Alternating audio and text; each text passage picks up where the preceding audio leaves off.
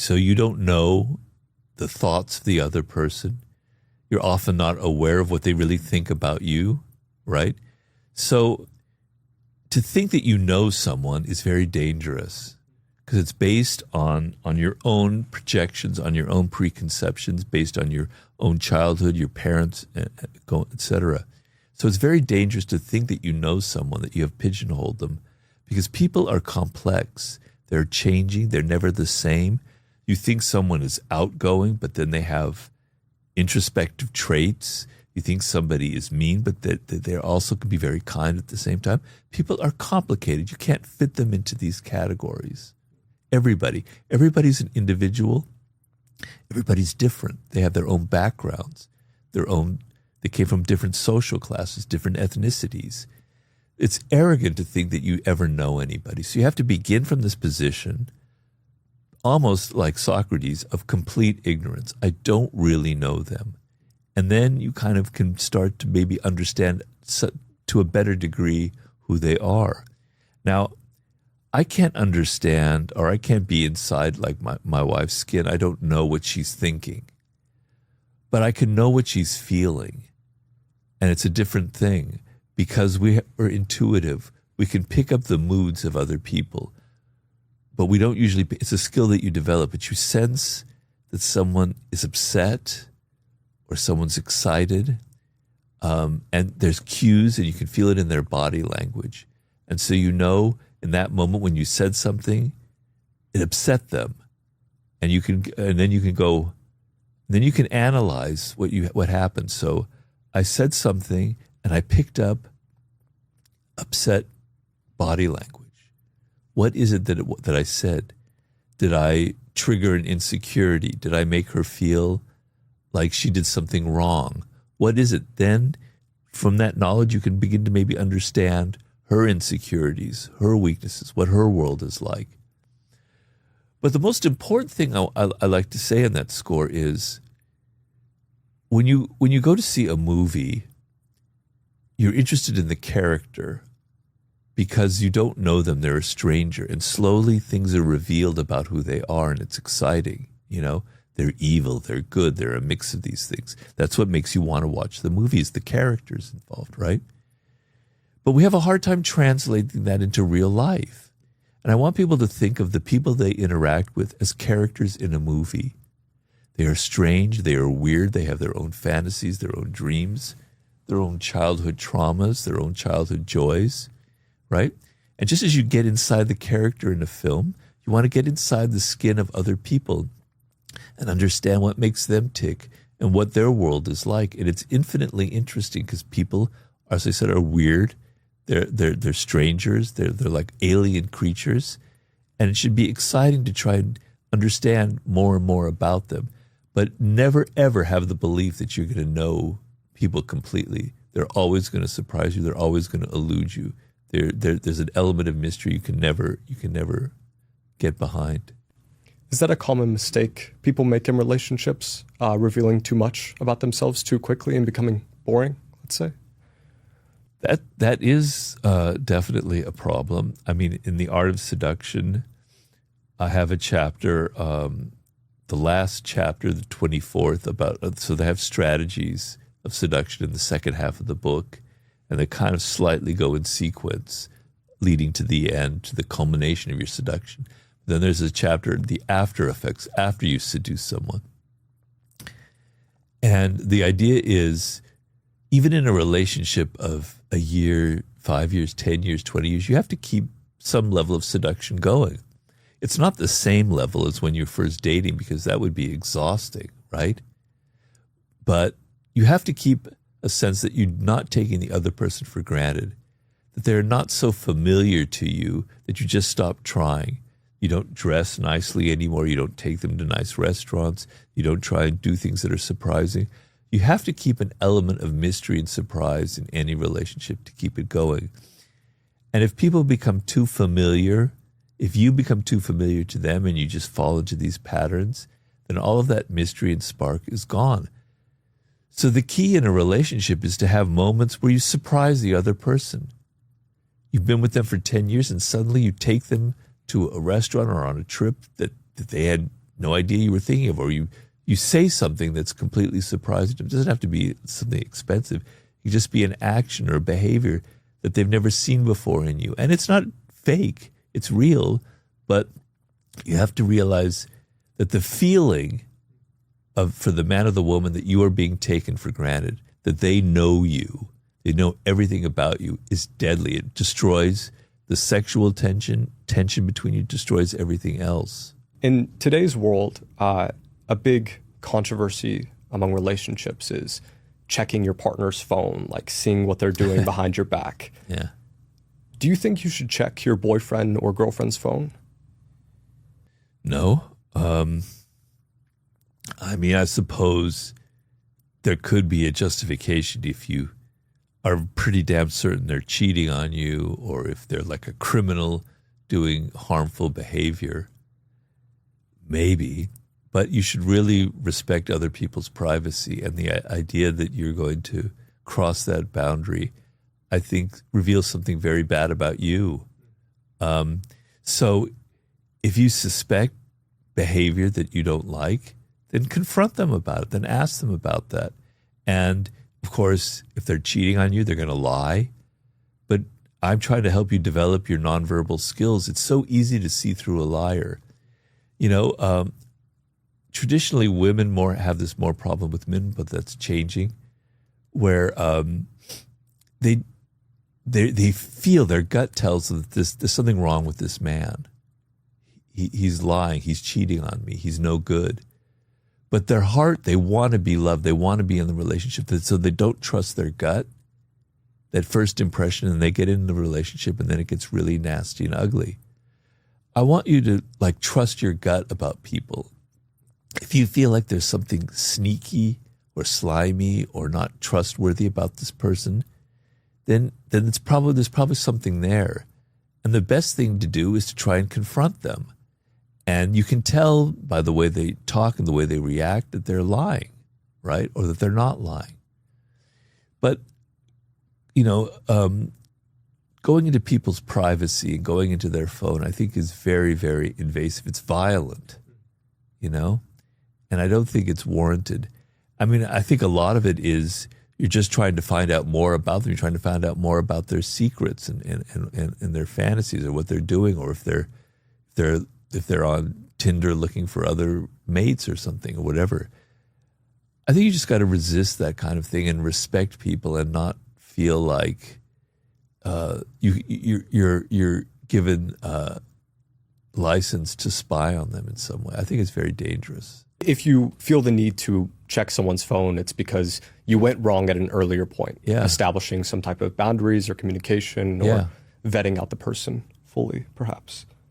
That makes a lot of sense. I agree with the trust your gut thing. I always tell myself, no, be logical about it, but every single time it's always been the gut was right.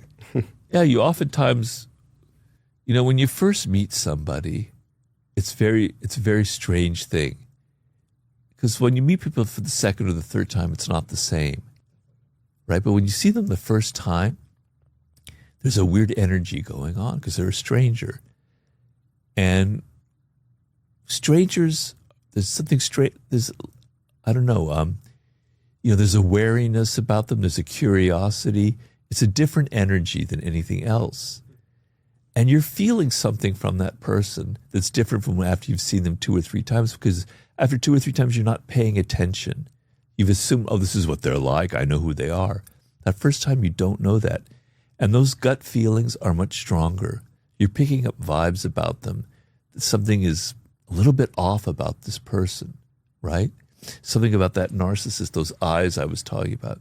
You pick that up, whereas the 3rd or 4th time, you're not sensitive to it anymore.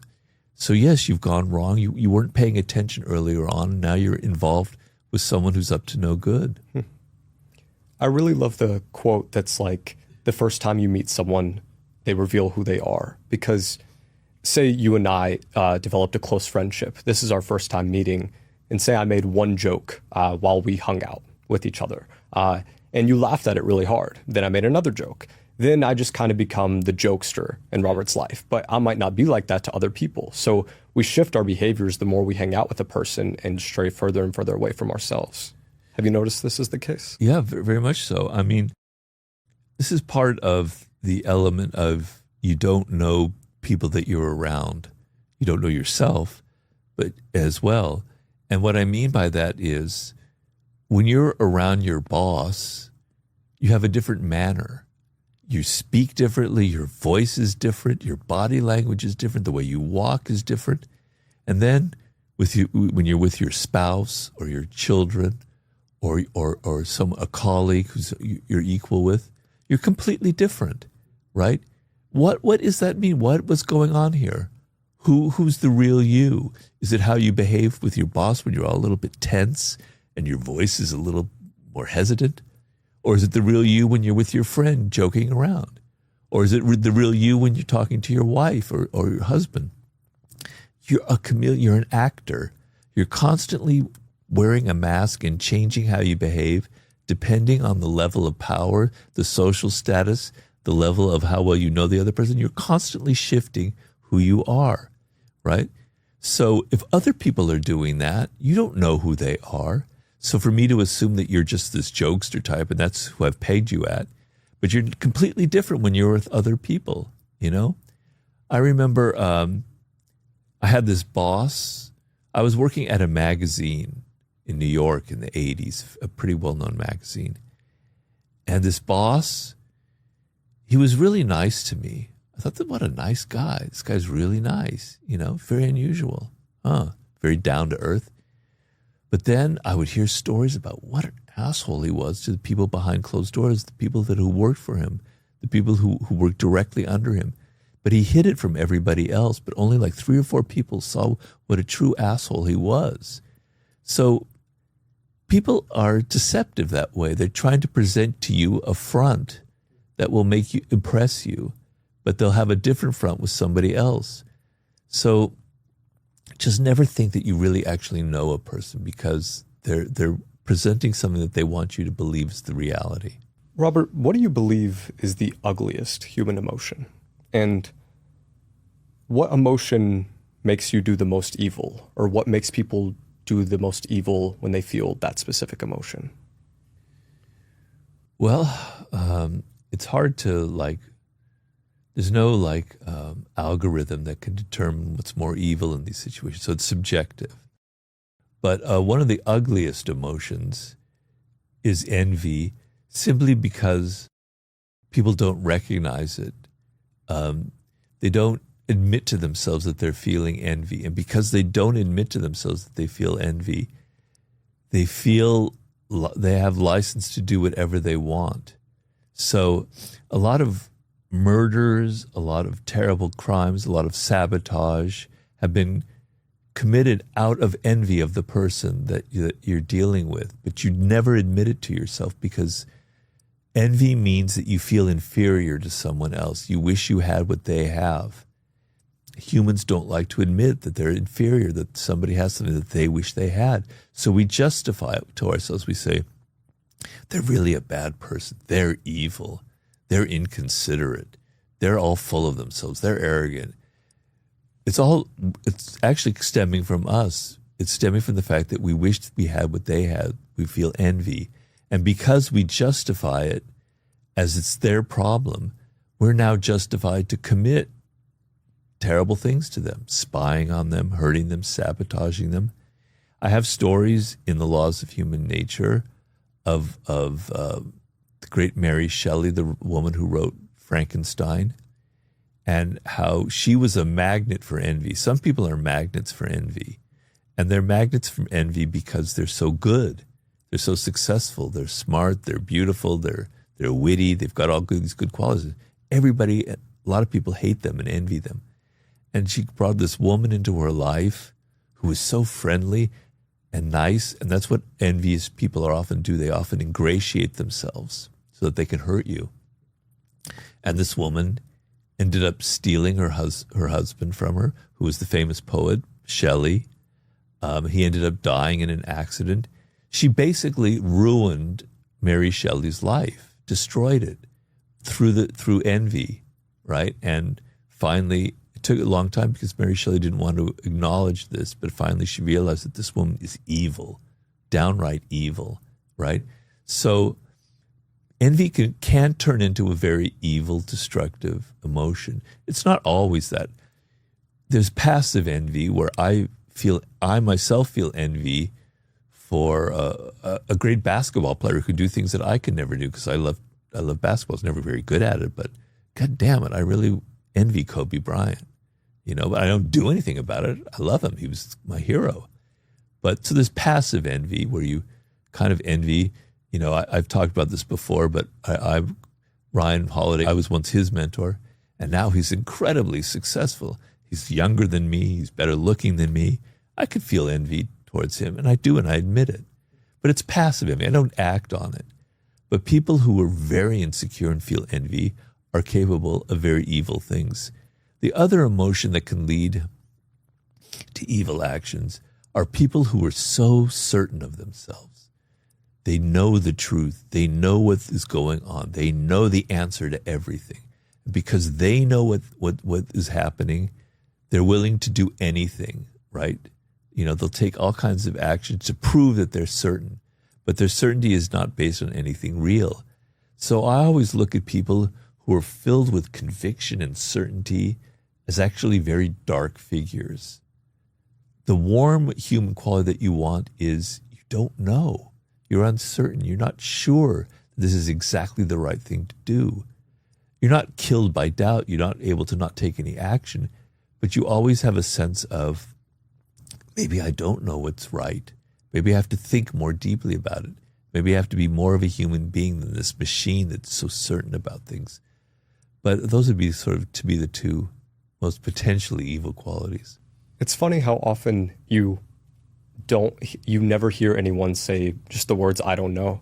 I know. No one can ever just admit that they don't know something. I know. I would assume that if you went to anyone on the street and asked them any question about just the United States, like name the state, they would just give a guess. No one just ever says, I don't know. Yeah, it's very true. And when you do meet somebody, like in an interview or on television or in media, who says, I don't know, I immediately respect them. I immediately think, wow, that's great.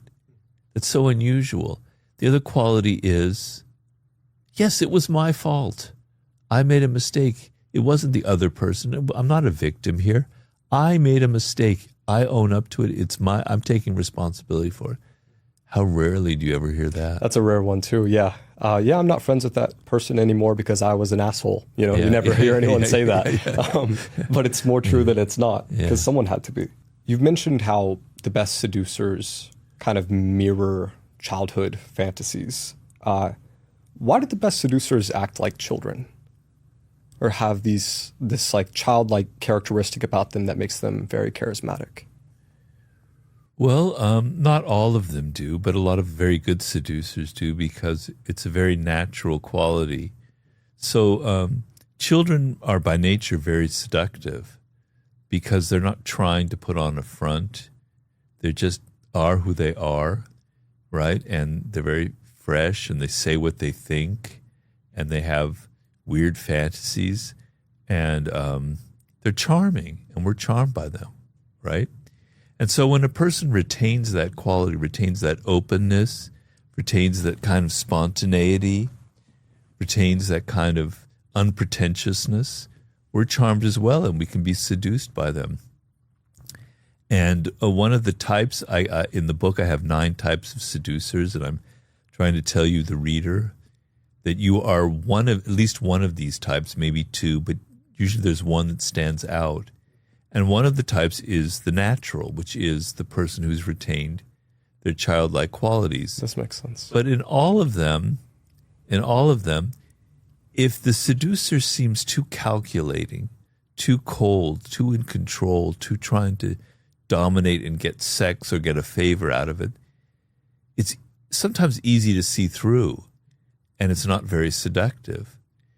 But we don't think of children as being seducers. We just think of them being themselves. But actually, children are trying to seduce. They actually are trying to get your attention. They are trying to get your love.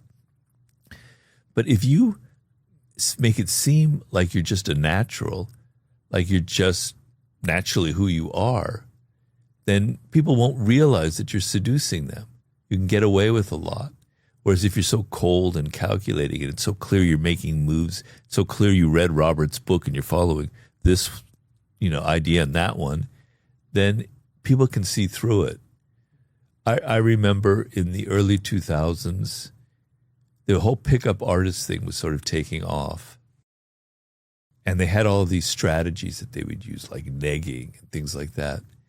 And they reached a point where I would talk to women and they say, I've seen that strategy used on me so many times that I could see it coming from miles away. It completely lost its effect because it was so clear, it was so obvious. So the whole game of seduction is to make it seem like you're not seducing. And having that kind of childlike quality will conceal all of your strategies, all of the tactics that you're using. And maybe you're not even using a conscious strategy. You are just being who you are, which is ultimately the most charming quality of all. I've actually, I think Mystery might be the person you're referring to. He was kind of the founder of all this. His kind of wingman or so, I've actually been out with that guy to bars. And way back, maybe like a year and a half ago, his name is Baxter. And he does quite well with women, but it's not because he does a little bit of the negging thing. But the main thing I realized from him is how playful he is. Yeah. Like he makes it feel like fun, kind of maintaining that childhood quality that you just mentioned. But it's a fine line. You have to make it feel like it's naturally fun, not like you're trying, not like it's something you've learned or something. The worst thing for a seducer is to apply the same strategy twice to a different person. Oh, this worked before, so I'm going to do the same thing. So it's not going to be very playful if you've got like a shtick. And this is how you appear playful for each woman.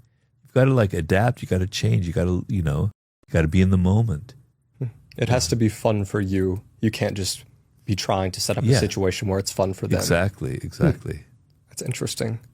I think that's a mistake I've made in the past, maybe taking the same person to the same restaurant because I'm like, oh, I know they'll like this place. I've been here before. But at that point, I don't really enjoy it. Right. Yeah, that's good advice. To go to a bit of your background, you mentioned earlier that you had several jobs. You had jobs as a construction worker in Greece, an English teacher in Barcelona, a hotel receptionist in Paris. While you were doing all those odd jobs, what were you thinking about? Well, I was in my 20s. So the first of them was I was working in a hotel in Paris. I was 22, fresh out of college. And I was just excited. I wasn't thinking too much. I was just so happy to be in Paris, to be away from home. And it was a Hotel Saint-André des Arts in the 6th arrondissement, where all the fashion models were staying. So imagine I'm 22, I'm from California, and there's all these like gorgeous fashion models staying there. It was like insane. I was having such a good time. Yeah. You weren't thinking about too much philosophy at that time, maybe. I was reading a lot. I'm always reading, but that's sort of when my interest in seduction kind of blossomed because I met a man there who was like an amazing seducer, and I kind of observed him. So I wasn't thinking too much. Those years in Europe, I really wanted to be a writer. I wanted to write novels, and I was like accumulating experience for that. So that was sort of in the back of my mind. Then when I was teaching English in Spain, that was later, I love Spain is one of my favorite countries, and I love the people there. And it was just a very happy moment in my life because I don't really generally like teaching, but these people were they were the best students you could have. And I just really loved being around them because Spanish people, you can generalize, so it's not, please understand that I am totally generalizing. But they're very warm. They're not. I had been in England before, where people can be very tricky. You never know what they're thinking. They say one thing and they do another. The Spanish people were very upfront. They say what they think. They do what they feel like. You can read them very easily. I felt very comfortable at ease with Spain. So that was more that. When I was working in Greece, I had fallen very ill. I was in a hospital, and my life was sort of saved at that point, but I ran out of all my money. I had to get a job to get off the island of Crete. And one of the jobs was construction. It was just awful, awful experience. Pulling nails out of pieces of wood and cutting yourself and everything. So each job was at a different kind of point in my life. But through all of it, what I was thinking of was I'm accumulating adventures that are going to turn into some really interesting novel. Right. And it never happened. That's a whole other story. Do you believe that's a good way to live life? As though you were the main character in a novel that you're writing and you should try to accumulate as many interesting experiences as possible? Well, there are lessons to be had there. Now, understand everybody's different. So I tell a lot of young people come to me, their careers are starting, they're in their early 20s, their late teens, and they want to know how they should approach those years and how they should approach if they're going to university and such. And I tell them, you shouldn't really follow what I did, but one thing that I did that I do advocate is having a sense of adventure, right? So what I don't like about what some young people do is there's in such a hurry to make a lot of money that they go join some big firm on Wall Street or whatever, where they get, immediately, that's what their life is going to be like, and they're 22, 23. And all the joy, all the excitement, all the fun, all the adventure, all the uncertainty is gone. I know it's different now for young people than when I was young. It's a lot harder.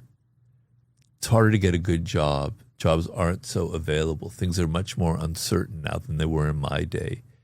It's hard to hold on to something for very long. The industries are constantly being churned up, and you never know where you are. So there's more insecurity than when I was a young person. So I understand that, and I'm empathetic. So I can understand why you would want security when you're in your 20s in this day and age, as opposed to when I was. I didn't want security. I wanted fun and adventure and weirdness. But I think you have to have some adventure, because it sounds like a total cliche, but your youth passes really quickly. You don't realize it. You think you've got all these vistas of time, and then it's gone. And it's the best time of your life. You've got all this energy. Your mind is fluid. It's open. You're excited about people. You're following trends. You've got to be a little more open to having experiences, to even having failure, to even being hurt, to just living life and to be alive and not be so worried and fearful. That's what I think is what I tell people. But then I was wanting to be a writer, and to be a writer is a whole totally different thing, where you do want to accumulate experiences. You do want 50 different jobs. You do want to meet all sorts of different people and travel. That's not a blueprint for a lot of people out there. But having an adventure, having a spirit of adventure and trying different things while also being practical. So I want to go into business. All right, maybe in 3 years I will join that firm. But in the meantime, maybe I'll try a startup. Maybe I'll create my own business. Maybe I'll start a podcast. Maybe I'll do something different and not be in such a hurry. And then I'll learn something, and then maybe it'll be time to go to business school and follow that more traditional path. It's all about balancing certainty and uncertainty. And a lot of people just go down a path and never explore what could have been. I think that's really insightful. I'm curious, just from your personal experience, do you think that time passes quicker the older you get? Yeah, it does. It's sad. There's good things about getting older. I don't take things quite so seriously anymore. I feel calmer about life.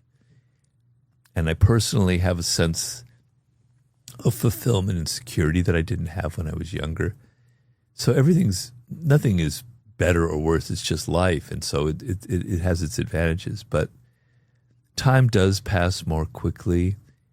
And I don't have the energy that I had when I was younger. I have things that I miss terribly. And, it's kind of sad, but, I had such a good time when I was younger, and I kind of miss that. It's gone forever. But other things have taken its place. But time definitely passes more quickly when you're older, yeah. I mean, I've noticed that even at 23 years old, just I'm like, wow, this last year feels a lot faster than it did in middle school. And I'm like, it's just going to get faster and faster as Yeah, it when goes. you're a kid, the way I explain it, because I do a lot of meditation and I think about these things a lot, is that when you're a child, because a child, a day could feel like a year. So many things happen. I don't know if this is going to sound weird, but the space in between your thoughts can be rather large. So you have a thought, and then like a minute later, you'll have another thought. And in between that time passes really slowly. When you get older, the thoughts come quicker and quicker and quicker. Now it's not like a whole minute. Now it's like less than a second. One new thought, another image, another memory, blah, blah, blah, really spinning faster and faster and faster. As that goes through your mind, time seems to speed up. You don't have those vistas of time that are kind of empty and open, which gives that kind of slow rhythm to life. You've got this sped up, continual thinking going on, half of a second, new images, new memories, new problems. I think that's why time speeds up. That's just my theory. I really like that. I believe as well that meditation is the space between words or the space between thoughts. It's those moments. And as we get older, we have less meditation naturally. Yeah. In 2018, you were stung by a wasp, Yeah. and this inevitably led to you having a stroke. Yeah. Did this experience change your perspective on vulnerability? And how do you view power differently after having a stroke? Well, I don't view power differently, but what did change was I lost control over my body. I was somebody who was very active physically. Every third day I would swim, and I would swim very long distances. The other days I would go on long bike rides, and then I would do some form of yoga or Pilates and stretching. Every day, or hiking, every day I was very active and physical because it took me out of my stressful writing period patterns. Suddenly I had no control over my body, something that I prized myself on. I wasn't an athlete, but I had, I could do a lot of things. I lost control over my body. I lost power on my left side. I still to this day have that. So it made me feel weak. It made me feel dependent on other people where I was always independent. And it was a kind of a reckoning because I could say one thing. I understand people in the world who don't have power much better. Although I have to say, for 38 years until I wrote the 48 Laws of Power, I was not a successful person. So I've always understood what it's like to struggle in life because I struggled for over half my life, and I'm in my 60s now. So, but physically weak, physically dependent made me understand what a lot of people have to go through when they have no control over their body, over their work, over their future. It's a terrible feeling, and it gave me a higher degree of empathy for them. I had empathy for them, but it wasn't real. It was just like intellectual. Now it was physical. I really understand what it's like to be dependent on others. And it's not a good feeling, and it's sad. And so in that sense, it kind of changed me. And then, you have to think of like, was it destined to happen? What if that wasp had missed me?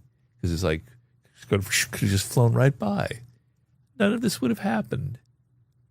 But then on the other hand, when I had my stroke, I nearly died. I was, my wife saved my life. I was driving a car here in Los Angeles. I came this close to dying. And it was an insane experience. I mean, I've had an experience that very few people have ever had, which is kind of a near-death experience. And it changes your mind. It plays with your brain. It plays with how you look at the world. It makes you understand what it means to be alive. So right now, I have this very weird-looking bicycle. It's a recumbent bike. It's basically a souped-up tricycle that is very light, and I can go up these big hills. and I'm riding my bike, and everybody's passing me. Even 80-year-old grandmothers are passing me because it's not powerful. And I'm thinking, all these people, they take for granted their bodies. They take for granted that they can walk. They take for granted that they can bicycle.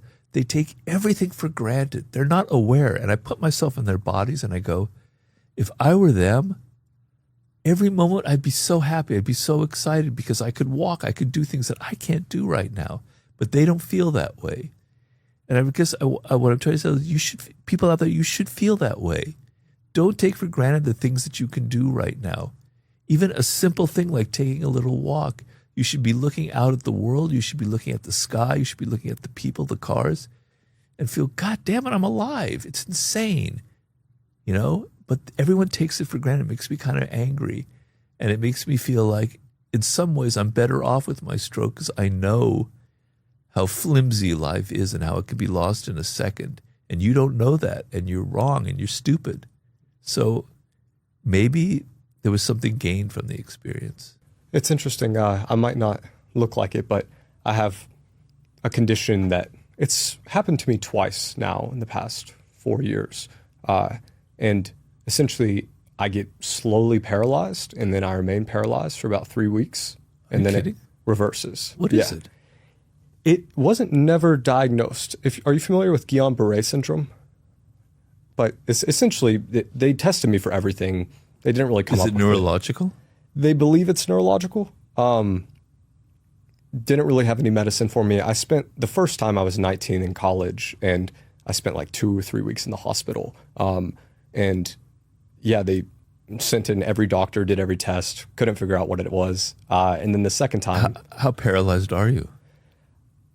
I can get up like when it happens to me. I fully like recover after those couple weeks, but when it happens to me, like at the worst, I can't like lift anything.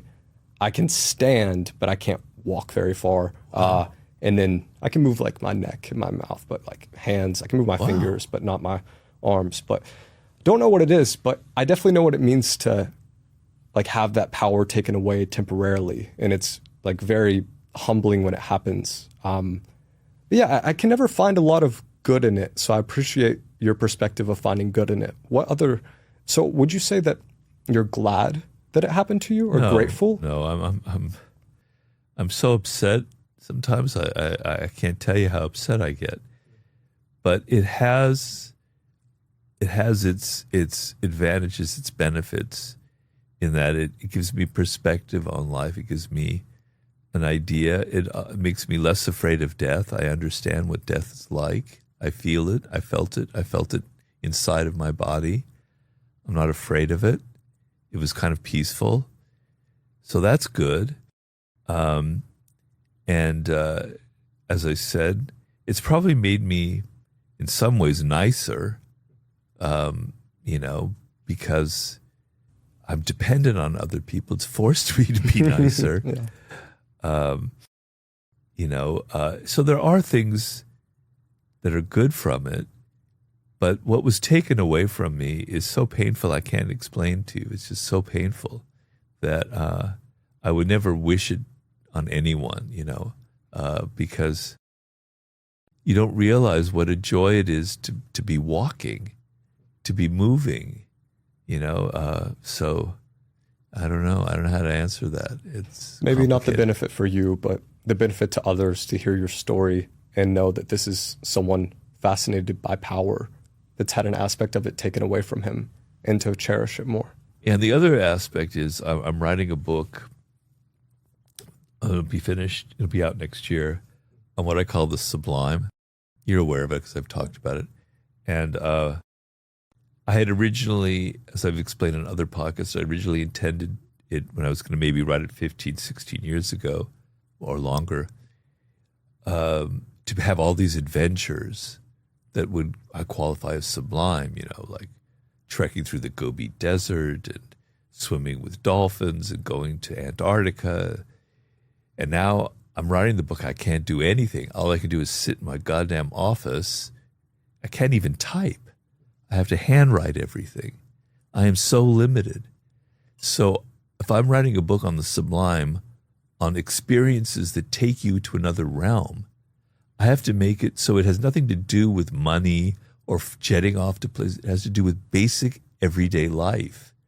What is sublime about the simplest thing in your environment? Because that's all I can suck it out of, you know? So in some ways it's made the book, I think, better. What does it mean to live a life touched by the sublime? Well, you know, part of being a human being is all of these conventions that we have to abide by, social conventions about how you're supposed to behave, how you're supposed to be around other people, things you're supposed to say, things you're not supposed to say, work conventions, things you're supposed to do on the job and your career and your future, thinking conventions. These are thoughts that you're supposed to have, that everybody has at this particular moment, where everything is so technological. I could go on and on about it, but everything is like a conventional way of doing. That's what humans are like, right? And I compare it to a kind of a circle that we all live inside, and it becomes a prison. You're like sick of it. You want new things. You want new thoughts. You want new social relationships. You want something new and different that goes outside that goddamn circle, right? That's what the sublime is. The sublime is, I go through the chapters of it. It's about being aware of how strange it is to be alive, like what I've been talking about. What a miracle! It's the auto, and I explain in the book, the fact that you and I are sitting here in this room talking is so incredibly unlikely. And I explain why it's so unlikely. That if you think about it, everything in your life is like a dream. It's almost, you can almost believe that aliens are running a program. It's so weird. Life is so surreal. I talk about your childhood and how incredibly sublime your childhood was and how you can hold on to it and how you can retain that quality. I talk about our relationship to animals and other species and how we can interact with them. Our consciousness can pass through species barriers and how strange that is. I talk about the human brain and how our brains create reality, but there is actually another reality out there that we can experience and is sublime. I talk about love and how love can be sublime. I talk about history and the past, on and on. If you experience just one of those 12 things that I have made around the circle, your life will be that much richer, because with your smartphones, your brains are your focus and your minds are getting smaller and smaller and smaller and smaller. Your focus is shrinking to the size of your phone. Whereas science is expanding our minds to incredible limits, where they're photographing black holes, where they're explaining where the Big Bang came from. So we want to be expanding our consciousness, not shrinking it down. And just one of those 12 things will expand your mind outside of that narrow little circle that we live in, and will give you a feeling that there's so much more to our daily life than we imagine. It's so much stranger, weirder, and more exciting than you realize. And I think it can have a very powerful effect on people. I hope the book has that effect on people. Right. I'm excited to read that one. I'm excited to have you read it, so it's over. Yeah. When do you, you're not supposed to ask a writer when their book is coming out, but when do you hope that? It'll be out fall of next year. Fall of next year? Yeah. I'm on chapter 11, and there are 12 chapters. But it's been like 5-6 years in the making. That's fairly long compared to your other books. Human Nature took 5 years. But not being able to type and not being able to take a walk to clear my head has probably added at least a year to the process. On the sublime, what is Robert Greene's spiritual stance? Well, I've always been kind of agnostic. If I experience something and it's real and it's inside of me, I believe in it.